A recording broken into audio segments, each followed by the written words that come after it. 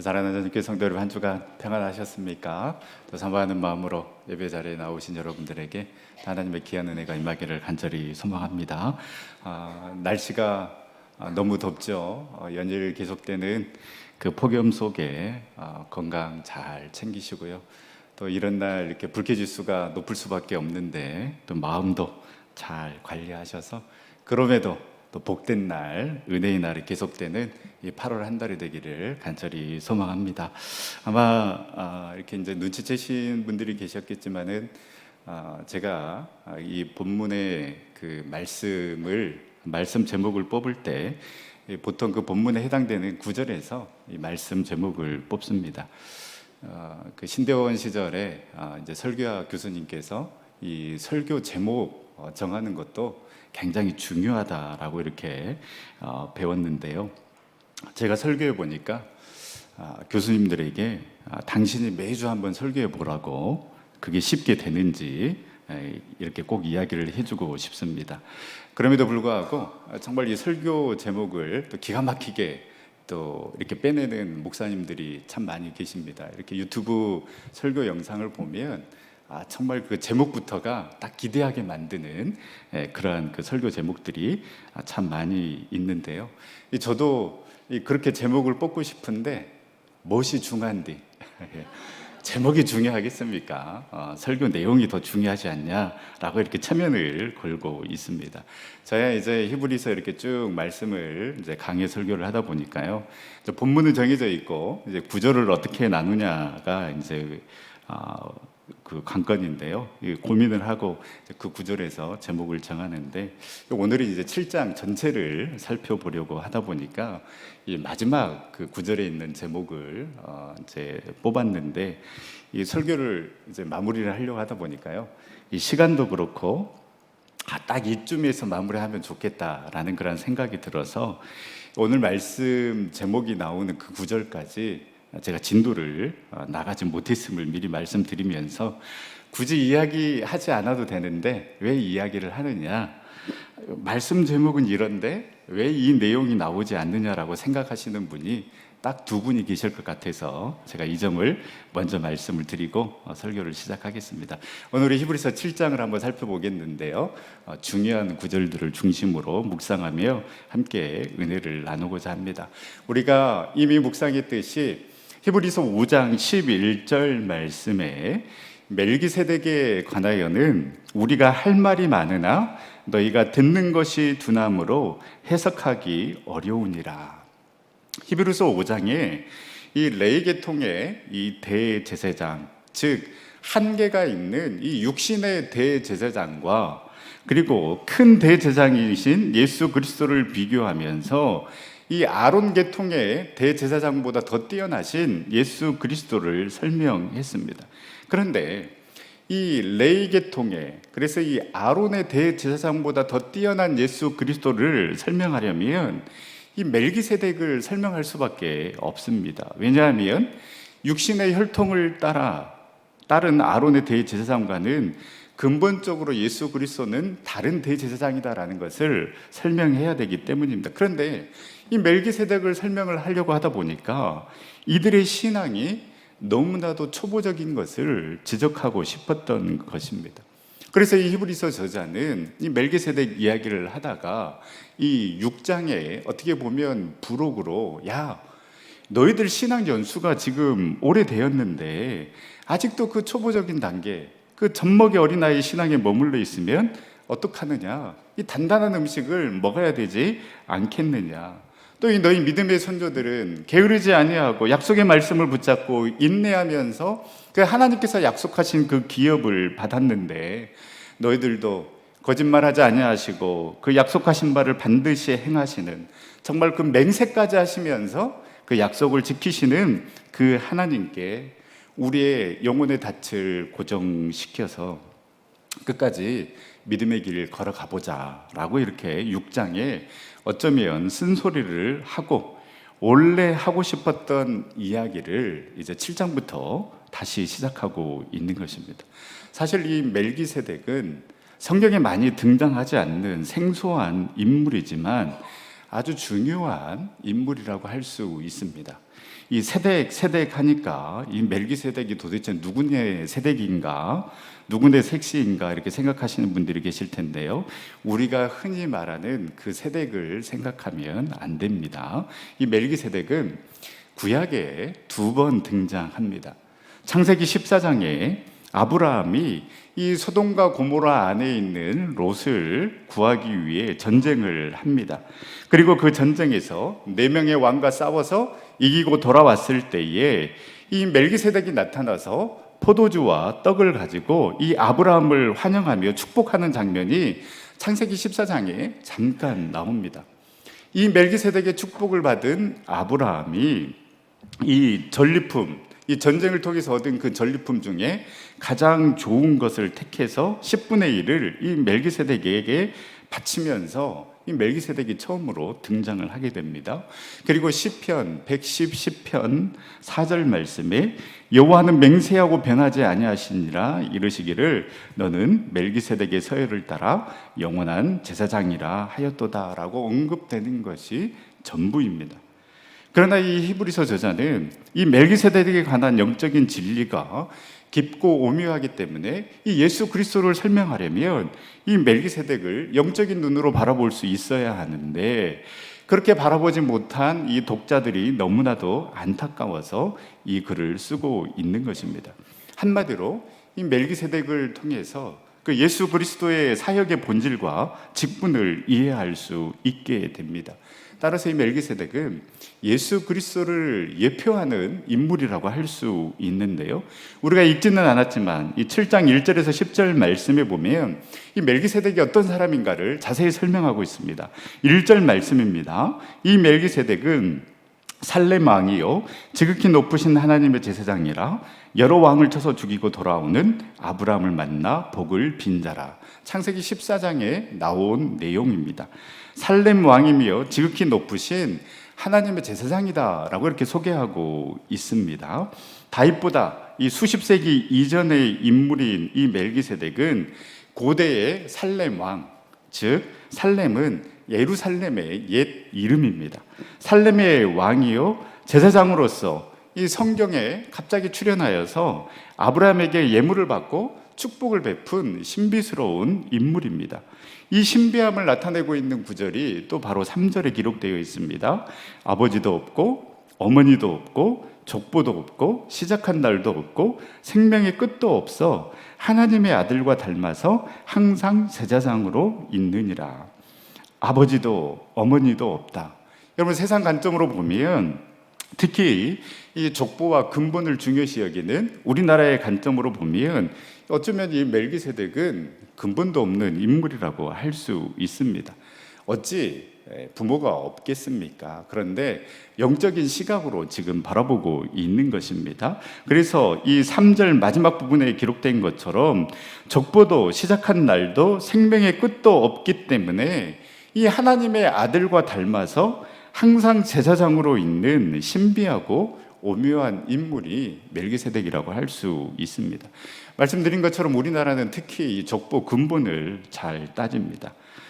저는 파평 윤씨입니다. 제가 파평 윤씨임을 어딜 가나 자랑하고 다니는데요. 요즘은 그 누구나 다 아는 그 한 분 때문에 창피하기도 합니다. 2002년 이 족보문화연구원이 이 한국의 명문 명벌을 선정하면서 이 한국의 8대 이 명문 가문을 선정을 했는데요. 어떻게 선정했느냐? 이 고려 및 조선의 재상급 관직을 지낸 인물 수와 왕비 수를 합산해 봤다고 합니다. 이 조사 결과 이 한국의 8대 명문, 이 8대 명벌 있는데요. 남양 홍씨, 청주 한씨, 안동 권씨, 광산 김씨, 경주 이씨, 문화 류씨, 민씨 등과 함께 파평 윤씨가 선정이 됐습니다. 또 이 조선시대의 왕비를 가장 많이 배출한 3대 가문에도 청주 한씨, 영흥 민씨와 더불어서 파평 윤씨가 이 4명의 왕비를 배출을 했습니다. 제가 왜 이야기를 하느냐? 제가 뼈대 있는 집안 출신이다라는 것 무시하지 말라고 이야기를 드리는 겁니다. 이처럼 만약에 예수 그리스도가 이 레위 혈통을 가졌다라면 예수 그리스도의 사역은 분명히 한계가 있을 수밖에 없습니다. 왜냐하면 이 보통의 제사장의 직무는 25세부터 일종의 수습 제사장으로 직무를 시작하다가 30세가 되면 이 정규적인 제사장 직무를 수행하고 50세가 되면 은퇴를 해야 합니다. 이처럼 제사장의 직무는 시작하는 날과 마치는 날이 있습니다. 만약에 예수 그리스도가 이 레위 계통의 제사장으로 와서 사역을 감당했다면 시작부터 이미 한계와 제한이 있는 사역을 하게 되는 것입니다. 또한 멜기세덱은 제사장이면서 왕입니다. 본질적으로 이 레위 계통의 제사장과는 다를 수밖에 없습니다. 제사장이면서 왕인 멜기세덱을 통해서 결국 히브리서 저자는 자연스럽게 예수 그리스도 또한 이 제사장 직분을 행했을 뿐만 아니라 죽을 수밖에 없었던 아론 계열의 제사장과는 달리 이 제사장과 왕권을 합친 영원하고도 거룩한 제사장이자 의와 평강의 왕이심을 강조하고 있습니다. 또한 이 4절에서 10절 말씀에 보면 너희들이 믿음의 조상으로 여기는 이 아브라함조차도 멜기세덱에게 11조를 드렸다라는 것입니다. 그리고 아브라함이 멜기세덱의 축복을 받았으니 7절 말씀에 기록된 것처럼 당연히 축복은 낮은 자가 높은 자에게 축복을 받는 것이며 레위 지파는 아브라함의 후손인데 아브라함이 멜기세덱에게 11조를 한 것은 레위 지파도 멜기세덱에게 11조를 한 것이 되는 것이다라고 이야기를 합니다. 이 말은 레위 지파의 조상인 아브라함이 멜기세덱에게 복을 받고 11조를 드렸다라면 당연히 레위 계열의 제사장보다 이 멜기세덱의 반차를 따르는 그리스도께서 훨씬 우월하다라는 것.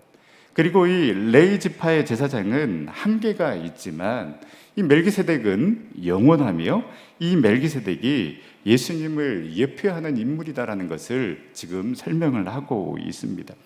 이렇게 멜기세덱에 대해서 이야기를 하면서 예수님께서는 이 레위 반차를 따르지 아니하고 이 멜기세덱의 반차를 따라서 대제사장이 되었다라는 것을 지금까지 이야기를 했는데요. 이제 본격적으로 이야기하고 싶은 것을 이 히브리서 저자가 이야기를 하는데 사실은 이 이야기를 하고 싶어서 멜기세덱의 이야기를 꺼낸 것입니다. 그러면 진짜 히브리서 저자가 이야기하고 싶은 것이 무엇인가? 우리 11절 말씀을 함께 읽겠습니다. 레위 계통에 말미암아 온전함을 얻을 수 있었으면 백성이 그 아래서 율법을 받았으니 어찌하여 아론의 반차를 따르지 않고 멜기세덱의 반차를 따르는 다른 한 제사장을 세울 필요가 있느냐? 율법으로 만약에 구원을 얻을 수가 있었다라면 예수 그리스도가 오실 이유가 없습니다. 예수님이 오신 것은 이 율법이 완전하지 않다라는 증거이고, 즉 이 레위 계통의 제사장이 드리는 제사로는 온전함을 얻을 수 없기 때문에 레위 계통이 아닌 이 혈통을 따른 대제사장이 아닌 멜기세덱의 반차를 따른 한 제사장이 필요했다라는 것입니다. 그래서 12절에서 15절 말씀에도 제사장이 바뀌었으면 당연히 어떻습니까? 그동안 드려왔던, 즉 레위 계통의 제사장이 드려왔던 제사는 이제 필요 없게 되는 것입니다. 그러면 이 레위 계통의 제사장이 주관하는 제사의 한계는 무엇입니까? 어떤 사람이 속죄제를 드립니다. 그러면 어떻게 되었을까요? 달라진 것은 없습니다. 그 속죄제를 드리고 이제 내 죄가 사함 받았구나, 홀가분한 마음으로 돌아갔다가 조만간 무거운 마음으로 다시 양 한 마리를 끌고 또 올 것입니다. 이렇게 다람쥐 쳇바퀴 도는 것처럼 이 삶이 계속해서 반복될 수밖에 없습니다. 이 생활이 계속해서 반복되면 이제는 어떻습니까? 형식적인 제사를 드릴 수밖에 없습니다. 그래서 하나님께서는 선지자를 통해서 경고하셨습니다. 대표적인 선지자가 이사야서 선지자입니다. 이사야서 1장 11절에서 12절 말씀, 여호와께서 말씀하시되 너희의 무수한 재물이 내게 무엇이 유익하뇨? 나는 순양의 번제와 살찐 짐승의 기름에 배불렀고 나는 수송아지나 어린 양이나 순념소의 피를 기뻐하지 아니하노라. 너희가 내 앞에 보이러 오니 이것을 누가 너희에게 요구하였느냐? 내 마당만 밟을 뿐이니라 말씀하셨습니다. 제사 한 번 드리면 다시는 이 죄와 상관없는 삶을 살아가면 너무나도 좋겠지만 그렇게 되지 않습니다. 죄는 청산했지만 진도는 나가지 못하는 것, 바로 이것이 구약 제사의 한계입니다. 그런데 여러분, 지금 우리가 이 은혜의 시대에 살아가고 있음에도 불구하고 이 구약 제사의 한계에 여전히 머물러 있는 사람들이 있습니다. 여러분, 어쩌면 아론의 반차를 따르는 제사장을 찾는 것이 더 편할 수 있습니다. 지은 죄가 있을 때마다 제사를 드리는 것처럼 죄책감이 느껴질 때마다 교회를 찾고 다시금 나름의 방식대로 살아가면 됩니다.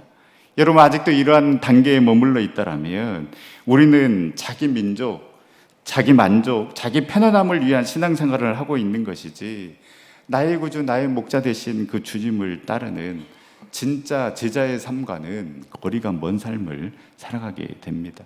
바로 여러분, 이러한 삶이 종교인의 삶입니다. 구약 제사의 한계가 이러한 종교인을 만들어내는 딱 교회의 마당만 밟는 수준의 종교인을 양성해 낸 것입니다. 내 감정과 만족만을 위하는, 그래서 나는 주일날 예배 드렸어, 교회 마당 밟았어, 이제 됐다, 그리고 나머지 6일은 내 마음대로 살아가도 돼.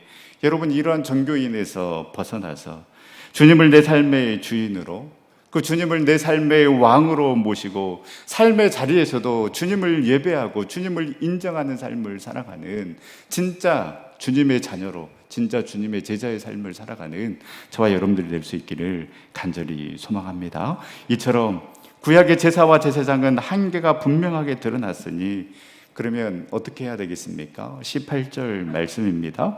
전에 있던 계명은 연약하고 무익함으로 패하고 당연히 버려야 합니다. 붙잡고 있으면 말씀드린 것처럼 종교인에 머물 수밖에 없습니다. 참된 은혜를 경험하지 못하기 때문에 그 삶에 진정한 변화가 일어날 수 없다는 것입니다. 그래서 예수 그리스도가 필요한 것입니다. 그런데 그분은 멜기세덱의 반차를 따라 영원한 제사장이 되셨기 때문에 그분으로 인해 누릴 수 있는 그 은혜가 있는데, 그 놀라운 은혜가 무엇인가? 우리 19절 말씀을 함께 읽도록 하겠습니다. 19절 말씀. 율법은 아무것도 온전하게 못할지니라. 이에 더 좋은 소망이 생기니 이것으로 우리가 하나님께 가까이 가느니라. 아멘. 율법은 내가 결국 죄인임을 인정할 수밖에 없도록 만듭니다. 그런데 이 율법을 통해서 내가 죄인임을 인정하지 못하고 오히려 나는 이것을 지키는데 왜 너는 이것을 지키지 못하느냐, 이렇게 정죄하고 판단하는 데에만 율법을 사용하면 여러분, 거기에 은혜가 있을 수 없고 사랑이 있을 수가 없습니다. 그리고 결정적인 율법의 한계는 여러분, 율법으로는 하나님께 가까이 나아갈 수 없다라는 것입니다. 그래서 히브리서 저자는 오직 예수 그리스도를 통하여 우리가 얻을 수 있는 소망이 있는데, 그 예수 그리스도를 통하여서 우리가 얻을 수 있는 그 유일한 소망은 무엇인가? 바로 예수 그리스도를 통해서 하나님께 가까이 나아갈 수 있다라는 것입니다. 여러분, 구약의 성막 구조를 통해서도 우리가 지금 얼마나 큰 은혜를 누리고 있는지 알 수 있는데요. 구약의 성막 사진을 한번 보여주시겠습니까? 이 성막 사진을 보시면 구약의 성막은 성전 뜰과 성소로 이루어져 있습니다. 제일 먼저 보이는 것이 번제단입니다. 여기에서 제사를 드립니다. 그리고 이 번제단을 지나면 물두멍이 있습니다. 이 더러워진 손과 발을 씻는 곳입니다. 이 번제단과 물두멍을 지나면 이제 송소가 있습니다. 이 송소에는 떡상, 금촛대, 분향단이 있는데 송소에는 오직 제사장만 들어갈 수 있습니다. 그리고 송소에는 휘장이 들여 있고 그 뒤편이 지송소입니다. 하나님의 임재를 상징하는 곳이며 여기에서 내가 너를 만나겠다라고 약속하신 거룩한 장소입니다. 그런데 이 지성소는 더 많은 제약이 있습니다. 이 지성소는 대제사장만이 오직 1년에 한 번만 들어갈 수 있습니다. 그럼 너무나도 거룩한 곳이기 때문에 어떠한 실수도 용납되지 않는 곳이 바로 이 지성소입니다. 근데 여러분 보시는 바와 같이 일반인들은 늘 성전 뜰에만 머물 수밖에 없습니다. 성소에는 들어가지 못하고 지성소는 말할 것도 없습니다. 이 구약의 제사로는 도무지 하나님께 가까이 나아갈 수 있는 방법도, 하나님의 임재를 경험할 수 있는 방법도 없습니다. 이 삶 가운데 여러분 무슨 소망이 있겠습니까?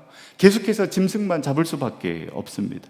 그런데 예수 그리스도로 말미암아 우리는 은혜의 보좌 앞으로 담대하게 나아갈 수 있게 된 것입니다. 예수님께서 십자가에 달려 돌아가실 때에 이 사복음서에 똑같이 기록하고 있는 것이 송소의 휘장이 찢어진 사건입니다.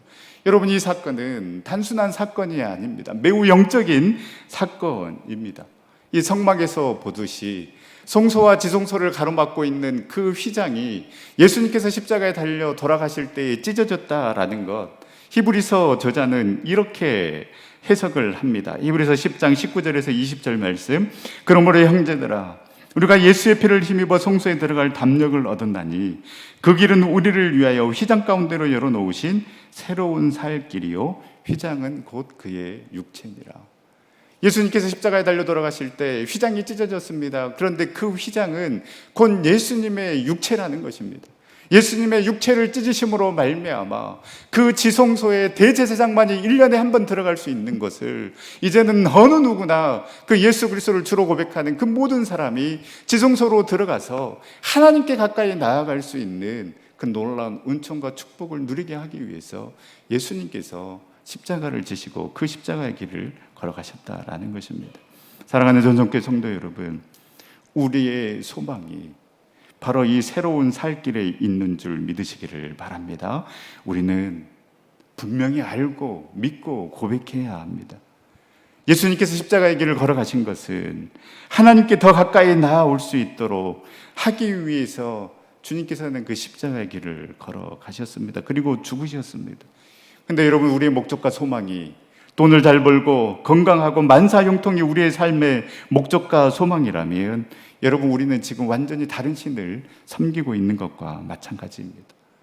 여러분, 진정한 형통과 진정한 축복은 하나님께 가까이 나아가는 것, 그래서 정말 하나님과 함께하는 삶을 살아가는 것이 진정한 형통이요 진정한 소망인 줄 여러분 믿으시기를 바랍니다. 여러분, 이렇게 하나님의 목적이 되면, 하나님의 소망이 되면 우리 이겨낼 수 있습니다. 주님 바라볼 수 있고 견딜 수 있습니다. 인내할 수 있고 그 약속을 기대하며 믿음의 길을 걸어갈 수 있는 것입니다. 어떻게 그 길을 걸어갈 수 있겠습니까? 우리의 힘과 능력으로 이 길을 걸어갈 수 있겠습니까? 아닙니다. 예수님이 계시기 때문입니다. 22절 말씀입니다. 이와 같이 예수는 더 좋은 언약의 보증이 되셨느니라. 예수님께서 더 좋은 언약의 보증이 되셨기 때문에 우리는 우리의 연약함과 부족함을 온전히 주님께 맡길 수 있는 것입니다. 여러분, 보증은 무엇입니까? 내가 갚을 능력이 없으면 보증 서는 사람이 대신 갚아주는 것 아니겠습니까? 하나님과 이스라엘 백성들이 시내산에서 계약을 통해서 하나님의 백성으로 살아가겠더라고 시내산 계약을 맺었습니다. 여러분, 이 말씀대로 살아가면 하나님께서 그 하나님의 백성들을 축복해 주시겠다라고 약속하셨습니다. 여러분, 이것이 율법입니다. 그런데 여러분, 문제는 지킬 힘이 이 백성들에게 없는 것입니다. 여러분, 더구나 이 시내산 언약에는 보증인이 없습니다. 내가 자기 자신이 이 약속을 반드시 지켜야 했습니다. 지킬 힘과 실력이 없으니 할 수 있는 것이라고는 언약을 어길 때마다 짐승을 잡아서 제사를 드리는 일뿐이었습니다. 그러니 앞으로 나아갈 수가 없는 것입니다. 그래서 여러분, 도저히 연약하고 부족해서 갚을 능력이 없는 우리를 위해서 예수님께서 보증을 서신 것입니다. 도저히 우리는 율법을 완벽하게 지킬 능력이 없습니다. 죄의 삭은 사망이기 때문에 우리가 죽어야 하는 것입니다. 그런데 주님께서 우리의 보증이 되셔서 나 대신 갚아 주셨습니다. 나 대신 그 죄의 짐을 지고 골고다 언덕을 오르셔서 마지막 남은 피 한 방울까지 다 흘리심으로 말미암아 우리를 살리셨습니다. 새로운 피조물이 되게 하셨습니다. 법적으로 완전히 죄인의 굴레에서 벗어나게 해 주셨습니다. 여러분, 보증은 쉬운 게 아닙니다. 온전히 믿지 않으면, 사랑하지 않으면 쉽게 나설 수가 없습니다. 아무리 믿을 만한 사람이다 할지라도 이 결정적인 순간에 나를 배신하면 어떡하지, 이런 마음이 있으면 절대 보증 서지 못합니다. 속된 말로 굳이 엮이고 싶지 않을 수도 있습니다. 더구나 여러분, 예수님은 우리 하나님과 함께 하늘 보좌에 계신 분이셨습니다. 왜 하나님의 아들이신 분이, 그 하늘 보좌에 계신 분이 인간의 몸을 입고 이 땅에 내려와야 했습니까? 왜 천하 만국을 다스리는 그 예수 그리스도께서 고통과 고난의 십자가의 길을 걸어가셔야 했습니까? 사랑하기 때문에 그렇습니다. 너무나도 안타까워하셨기 때문입니다. 나 아니면 나를 살릴 수 있는 사람이 없을 것 같아서 우리 주님께서 친히 보증을 서신 것입니다. 기꺼이 보증이 되시고 우리의 대속물이 되셨습니다. 그분은 외면치 않으셨고 지켜만 보지도 않으셨습니다. 이것은 너의 잘못이니, 네가 죄를 지었으니 네가 알아서 다 책임져라라고, 네가 감당해야지라고 하지도 않으셨습니다. 똑같이 아파하셨고 똑같이 슬퍼하셨기에 우리의 보증이 되실 수 있었고, 우리의 아픔이 주님의 아픔이셨고 우리의 고통이 주님의 고통이 되셨기 때문에 우리 주님은 기꺼이 우리의 보증이 되셔서 우리를 대신해서 십자가의 길을 걸어가신 것입니다. 이렇게 우리의 보증이 되신 것만 해도 큰 은혜인데, 우리에게 약속하신 은혜가 한 가지 더 있습니다. 25절 말씀, 그러므로 자기를 힘입어 하나님께 나아가는 자들을 온전히 구원하실 수 있으니 이는 그가 항상 살아계셔서 그들을 위하여 간구하심이라. 끝까지 내가 보증을 섰으니 끝까지 책임지겠다라는 것입니다. 이 땅에 계실 때에는 그 인간의 몸을 입고 오셔서 우리의 보증이 되시고, 부활 승천하셔서 하늘 보좌에 앉아 계시면서 우리를 잊지 아니하시고 우리를 위해서 친히 계속해서 간구하고 계시겠다라고 말씀하고 있는 것입니다. 그리하기에 우리는 그 예수 그리스도를 힘입어 하나님께 나아가 그 하나님의 뜻을 깨닫고 하나님의 은혜를 누리면 되는 것입니다. 여러분, 이것이 우리의 가장 큰 소망이요, 축복이요, 은총입니다. 그리하기 때문에 사랑하는 전성교회 성도 여러분, 우리 조급해하지 맙시다. 하나님보다 앞서 나가지 마시고 우리의 보증 되신 주님께서 우리의 삶을 책임져 주심을 여러분 믿을 수 있기를 간절히 소망합니다. 여러분, 다른 사람도 아닌 우리 주님께서 우리를 보증해 주신다는데 여러분, 무슨 걱정이 있습니까? 실패와 그 두려움의 자리, 그 상처와 아픔의 자리에서 일어설 수 있기를 간절히 소망합니다. 또한 우리를 위해 지금도 간구하고 계시는 그 주님께서 우리의 선한 목자 되심을 믿고 그 주님께 모든 것을 맡기는 삶 살아갈 수 있기를 간절히 소망합니다. 하나님의 신호 읽기라는 이 글을 SNS에서 봤는데요, 은혜가 되었습니다. 하나님의 신호 읽기, 떠나지 말라는 건 다 왔다는 것이다. 힘이 없다는 건 끌고 가신다는 것이다. 방법이 없다라는 것은 맡기라는 것이다. 피할 길이 없다라는 건 하나님께 오라는 것이다. 두려워 말라는 건 괜찮아진다는 것이다. 내려놓으라는 건 내가 대신한다라는 것이다. 감사하라는 건 은혜가 있다는 신호다. 기도하라는 건 방법을 찾으셨다라는 신호다. 안심하라는 건 예비하셨다는 신호다. 부족하다는 건 채우신다는 신호다. 쓰러졌다라는 건 엎드리라는 신호다. 보내셨다는 건 같이 가신다는 신호다. 하나님의 신호를 읽는 방법은 모든 일을 하나님의 사랑으로 읽는 것이다. 하나님의 의도는 사랑밖에 없기 때문이다. 여러분, 그렇습니다. 우리의 보증 되시고 지금도 하늘 보좌에서 우리를 위해서 간구하고 계시는 그 하나님만, 그 하나님의 신호만 우리는 따라가면 되는 것입니다. 양은 목자의 음성을 듣고 목자의 음성대로, 목자의 인도대로 따라가면 됩니다. 목자가 양을 가장 잘 알기 때문입니다. 우리의 선한 목자 되신 주님은 우리를 결코 버리지도 떠나지도 아니하시고 확실한 우리의 보증이 되시고 우리의 강구가 되심을 여러분 믿으시고 그 하나님의 신호에 따라 오직 주님께 가까이 나아감으로 그 하나님의 인도하심의 은혜, 우리를 책임져 주시는 그 하나님의 놀라운 손길을 경험하는 복된 삶 살아가는 우리 전생 모든 성도님들이 다 될 수 있기를 간절히 소망합니다. 우리 시간에 우리의 산 소망 되신 그 주님께 가까이 나가기를 원합니다.